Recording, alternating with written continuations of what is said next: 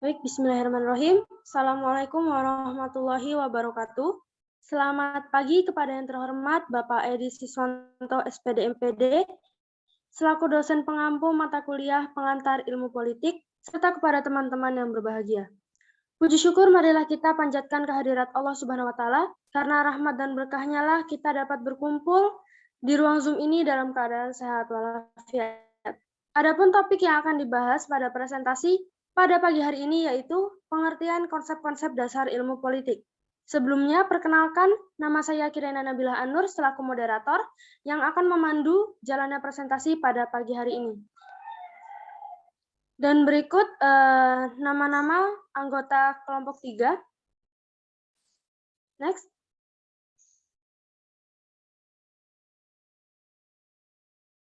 Ada Nur Afifah, Nisa Anggraini, Salsabila Farah Fajrah, Desi Rahayu, Elsa Mardianti, dan Nanda Santobi. Kemudian rangkaian acara yang akan kita lewati yaitu yang pertama ada pembuka, kemudian ada penyampaian materi, dan yang terakhir adalah penutup.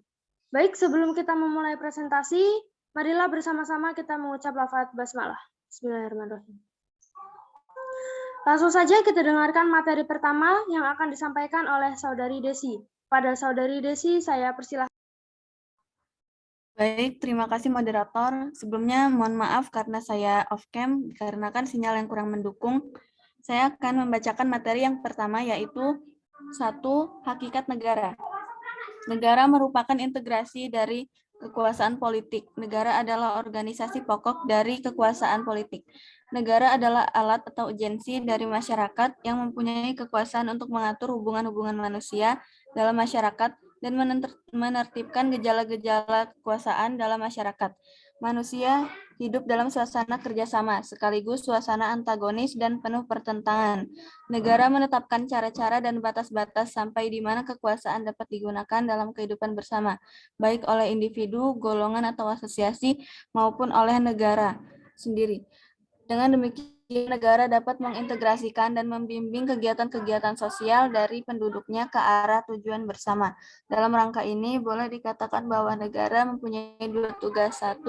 Mengendalikan dan mengatur gejala-gejala kekuasaan yang asosial, yakni yang bertentangan satu sama lain, supaya tidak menjadi antagonis yang membahayakan. 2. Mengorganisir dan mengintegrasikan kegiatan manusia dan golongan-golongan ke arah tercapainya tujuan-tujuan dari masyarakat seluruhnya. Negara menentukan bagaimana kegiatan-kegiatan asosiasi-asosiasi kemasyarakatan disesuaikan satu sama lain dan diarahkan kepada tujuan nasional. Next.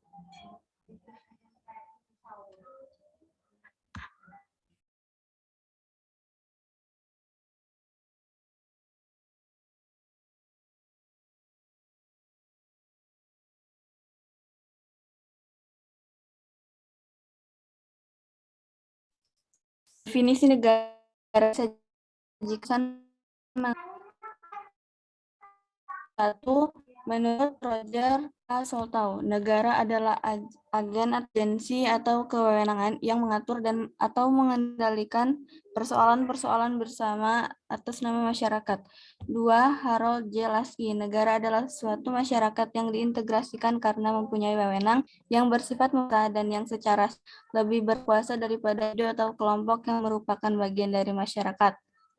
3. Max Weber, negara adalah suatu masyarakat yang mempunyai monopoli dalam penggunaan kekerasan fisik secara sah dalam suatu wilayah. Robert M. McLever, negara adalah asosiasi yang menyelenggarakan penertiban di dalam suatu masyarakat dengan berdasarkan sistem yang diselenggarakan suatu pemerintah yang untuk kekuasaan memaksa. Yang model.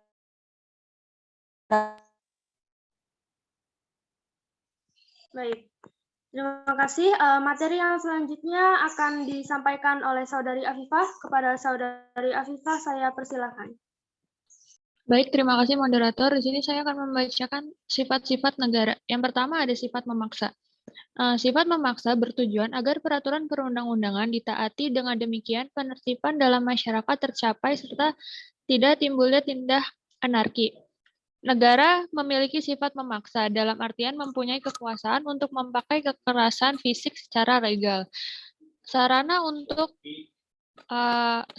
untuk itu adalah polisi, tentara, dan sebagainya.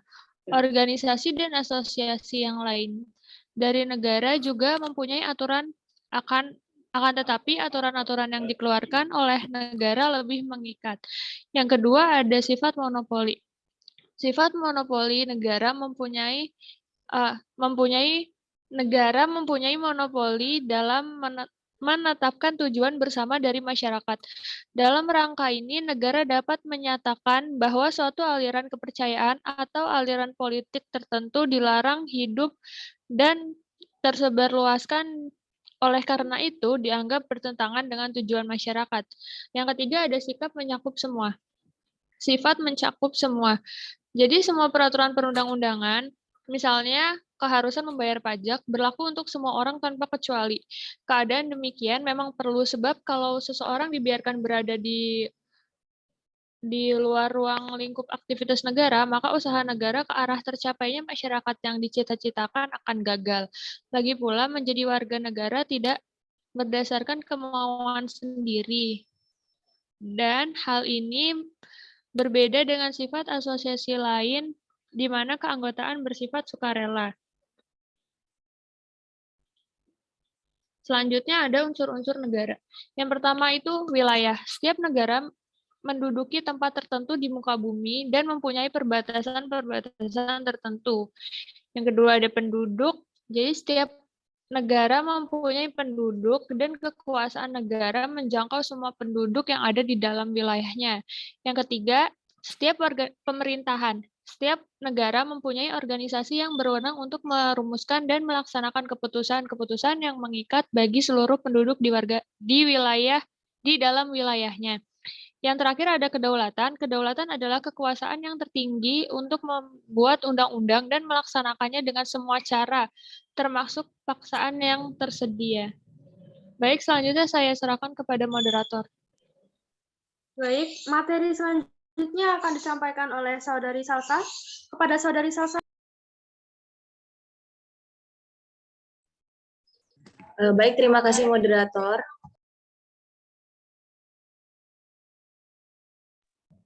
Materi yang kedua adalah hakikat keputusan politik dan kebijakan publik. Keputusan politik adalah para sarjana ilmu politik biasanya mengajukan 3 kemungkinan elit politik yang membuat keputusan politik tersebut. Yang pertama, elit formal, ialah elit politik yang menurut peraturan perundang-undangan berwenang membuat keputusan. Dan yang kedua, orang yang berpengaruh ialah orang-orang yang memiliki sumber-sumber kekuasaan seperti kekayaan, ilmu pengetahuan, dan teknologi senjata dan massa terorganisasi yang mampu mempengaruhi elit formal. Yang ketiga, penguasa ialah orang yang secara nyata membuat keputusan elit formal atau orang-orang yang berpengaruh dapat menjadi penguasa. Next.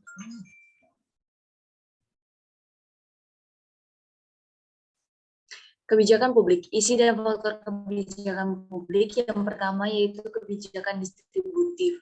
Kebijakan distributif adalah kebijakan dan program-program yang dibuat oleh pemerintah dengan tujuan untuk mendorong kegiatan di sektor swasta atau kegiatan-kegiatan masyarakat yang membutuhkan intervensi pemerintah dalam bentuk subsidi atau sejenisnya, di mana kegiatan tersebut tidak akan berjalan tanpa adanya campur tangan pemerintah tersebut. Yang kedua, kebijakan regulatif. Kebijakan regulatif atau mandate adalah kebijakan yang membatasi sekelompok individu dan lembaga atau sebaliknya, memaksa jenis perilaku tertentu. Yang ketiga, kebijakan alokatif. Kebijakan alokatif adalah kebijakan atau program-program yang dibuat oleh pemerintah yang terkait dengan sumber daya yang tersedia. Yang keempat, kebijakan redistributif. Kebijakan redistributif adalah kebijakan atau program yang dibuat oleh pemerintah dengan tujuan dapat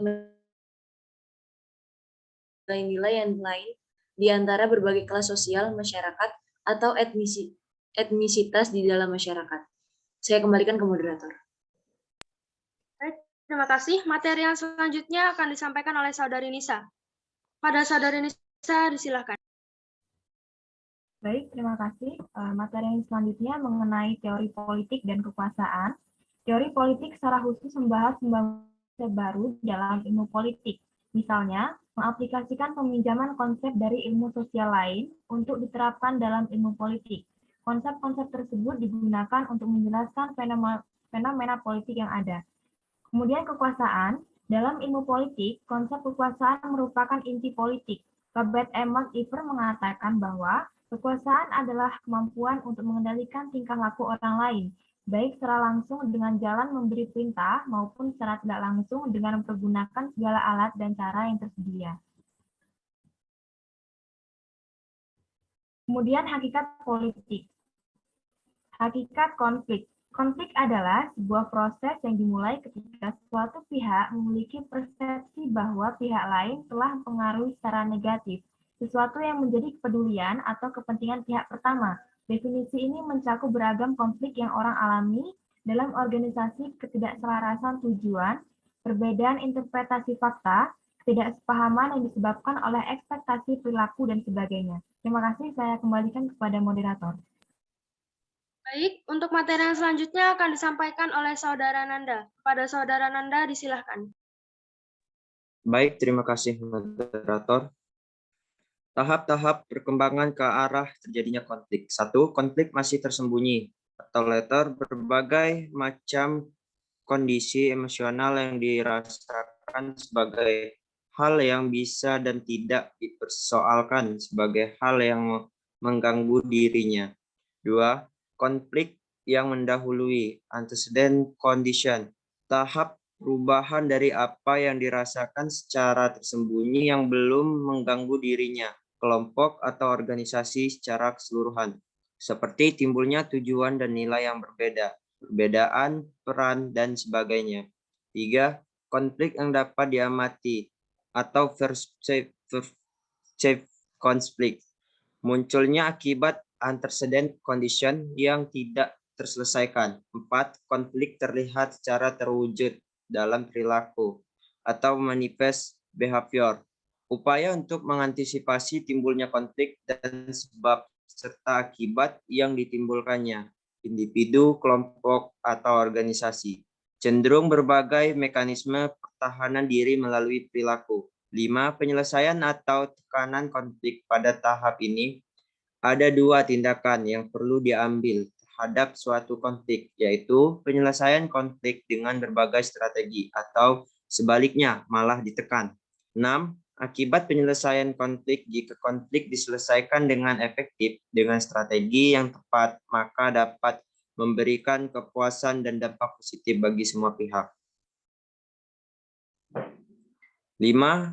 Kerjasama internasional. Kerjasama internasional dapat diartikan secara umum sebagai kerjasama yang melibatkan negara-negara yang ada di seluruh dunia maupun sebagian besar negara yang ada di dunia. Kerjasama ekonomi internasional ditunjukkan untuk dapat memberikan keuntungan pada masing-masing negara. Kerjasama internasional merupakan hubungan kerjasama antar dua negara maupun lebih untuk dapat mencapai tujuan tertentu. Kerjasama internasional ini dilakukan oleh antar negara untuk memenuhi kebutuhan rakyat serta kepentingan lain. Sekian penyampaian materi dari saya kembalikan ke moderator. Baiklah, materi yang selanjutnya akan disampaikan oleh Saudari Elsa. Kepada Saudari Elsa, saya... Baik, terima kasih moderator. Materi selanjutnya adalah macam-macam kerjasama. Yang pertama, kerjasama bilateral.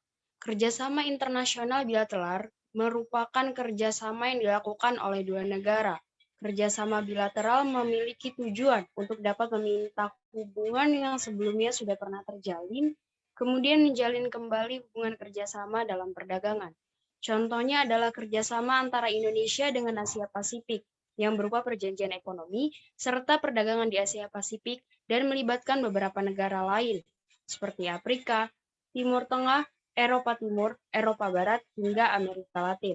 Yang kedua, kerjasama multilateral. Kerjasama multilateral merupakan kebalikannya dari kerjasama bilateral. Kerjasama multilateral merupakan kerjasama yang terjalin oleh beberapa negara dan tidak dibatasi dengan kawasan maupun wilayah. Kerjasama multilateral memiliki dua jenis anggota, yaitu anggota utama dan anggota aktif. Anggota utama merupakan negara yang memiliki kekuatan menengah, sedangkan anggota aktif merupakan negara kecil yang berperan serta terbatas, atau dapat dikatakan pula memiliki kekuatan lebih kecil daripada anggota utama. Contoh dari kerjasama internasional multilateral adalah NAFTA, OPEC, Persatuan Bangsa-Bangsa, WTO, dan Gerakan Non-Blok. Yang ketiga adalah kerjasama regional. Kerjasama regional merupakan bentuk kerjasama yang dilakukan oleh negara yang berada di suatu wilayah maupun kawasan. Tujuan dari kerjasama regional adalah untuk menciptakan perdagangan yang bebas di negara yang berada di kawasan atau wilayah tertentu. Ada beberapa kerjasama regional yang pasti familiar di telinga. Contohnya seperti hubungan komisi regional oleh PBB di kawasan Asia Timur, Eropa, serta Amerika Latin. Next.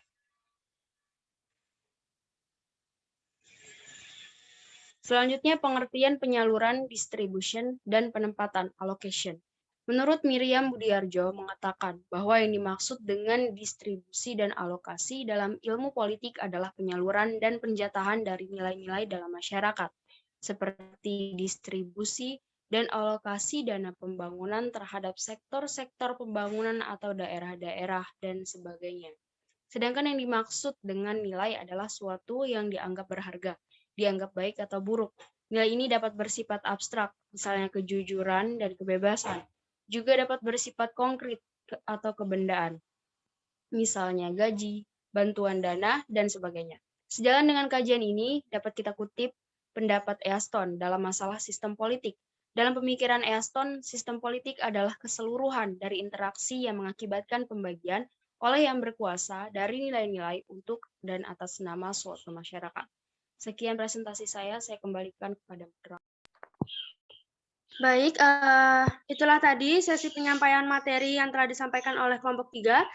Dari pemaparan materi tersebut bisa saya tarik kesimpulan, yaitu negara merupakan integrasi dari kekuasaan politik, negara adalah organisasi pokok dari kekuasaan politik, dan negara adalah alat atau agensi dari masyarakat yang mempunyai kekuasaan untuk mengatur hubungan-hubungan manusia dalam masyarakat dan menertibkan gejala-gejala kekuasaan dalam masyarakat.